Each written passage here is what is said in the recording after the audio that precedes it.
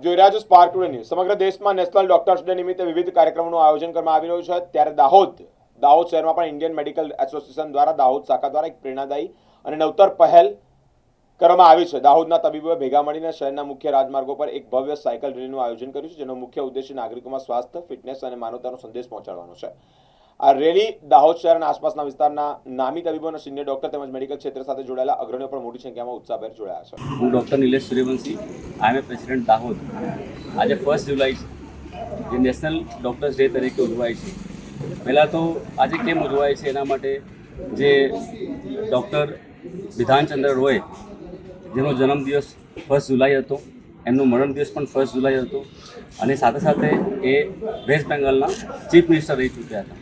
એમને જે યોગદાન આપ્યું એના માટે ભારત સરકારે 1991થી 1 જુલાઈ નેશનલ ડે ડૉક્ટર્સ ડે તરીકે ઉજવાય છે।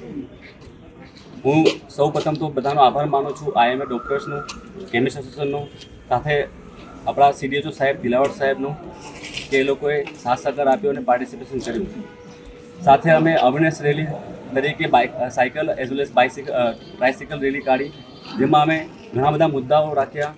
અત્યારે ખાસ જે વિશ્વ સમસ્યા ચાલી રહી છે, ક્રાઇસિસ, જેના લીધે પેટ્રોલ અને ડીઝલ, તો સાયકલ ચલાવવાથી એક ક્રાઇસિસ ઓછી થઈ શકે। સાથે સાથે આપણા હેલ્થ માટે પણ એ ઘણું ઉપયોગી છે।